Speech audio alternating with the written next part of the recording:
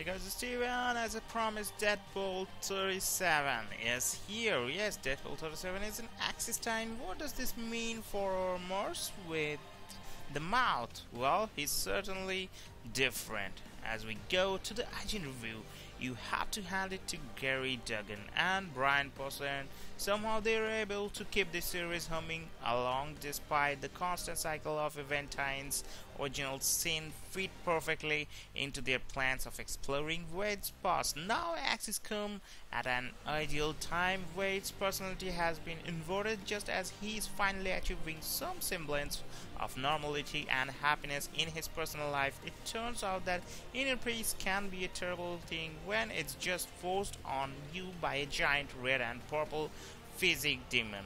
That's the thrust of this issue as Wade finds himself slipping away from his friends, his daughter, and even his new bride. I wish Shikla had been more of a focus in recent months so that this rift was a little more meaningful. Regardless, Wade's new psychological shift adds a nice bit of drama to the book. It also ties in nicely with the ongoing conflict involving the North Korean mutants. As always, there's ample humor to balance out the drama. The writers dust off the idea of disembodied spirit being trapped in Wade's mind, except now rather than Agent Preston, it's the old Deadpool. This Wade's horrified reactions to seeing his new self cuddle villains and shy away from cutting a Thanksgiving turkey are consistently amusing, and honestly it would be nice if more characters in Axis showed this level of mental anguish over being changed. Yeah, that's I have told already last and yesterday maybe that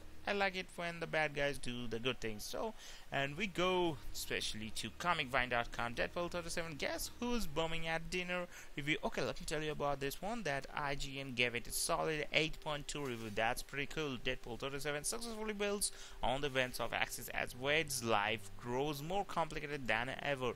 The inversion spell has changed Deadpool. He is casting aside his violent ways for a more peaceful approach to conflicts. But how will everyone else react to this new version of the mercenary? The good things about this one: sometimes a big event can feel like a rude interruption. A series can have so many interesting things happening, but then it needs to find a way to roll with what's going on in the universe. Finding a way to adapt to the bigger story can sometimes feel forced and make us anticipate when the book can finish its tie-ins and get back to its own stories. Thankfully, that isn't the case with Deadpool bringing access into its narrative instead of being a hindrance to co-writers Gerry, Duggan, and Brian Posehn's story. They have found a way to really make it work. Not only do they put a nice focus on just how much their lead has changed, but they did a more than thorough job showing how this impacts all of the elements in the story as well. Deadpool is awesome. Duggan and Posehn have more than proven they can write a version of the Merce with a mouth that's funny and not obnoxious, but Deadpool's approach is like a breath of fresh air. He's still funny, and scenes like that one at the dining room table add a new level of depth to come to him. But watching how others bounce off this new personality is even funnier. It's great they added classic Deadpool in there, telling him what he should be doing, so that still gives us some of the comedy we have come to expect from the book. Aside from Wade, there's so many other lovable comedic beats. The subway encounter had me laughing. Everything from the dialogue to the absurdity of the situation to the emojis is fantastic, and the levity kept on flowing. The beat with Iceman was hysterical, even if his dialogue did seem a little out of character, and even something small like Michael and Agent Exit sitting at the kids' table gave me a good laugh. Oh, and that final line, Deadpool sure is in the X-Men's world, isn't he? A little bit of the slapstick stuff wasn't really up to par with the rest, but this was still an incredibly funny issue, and there's something in here that's sure to make almost anyone burst into laughter at least once. That's great. As many of us guessed, Wade's new mentality means there's going to be an obvious change in his relationship with Shikla. It's a bit of bummer. The character hasn't played a big role in the book, but it looks like that's slowly beginning to change.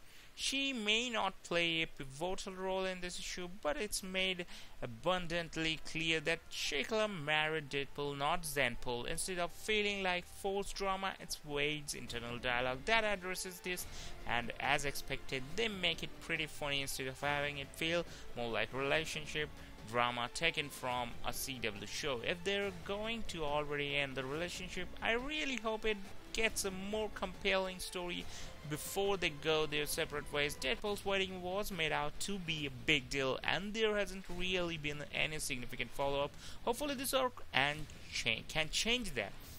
The script continues its focus on a more light-threaded atmosphere with the scattered bits of drama and emotional weight, and the artist Mike Hawthorne, colorist Jody Buller, and inker Terry Pallot continue to prove they are the right people to bring this story to life. I know I am going to sound like a broken record here, but I'm really loving Hawthorne's character work. It's just perfect for this series. The lighter moments work because he has the ability to give the character so much expression. Seeing Wade smirk through his mask is heartwarming, and while it may not be as detailed as that attention given the various characters, I always appreciate how much effort is put into making these environments feel more immersive.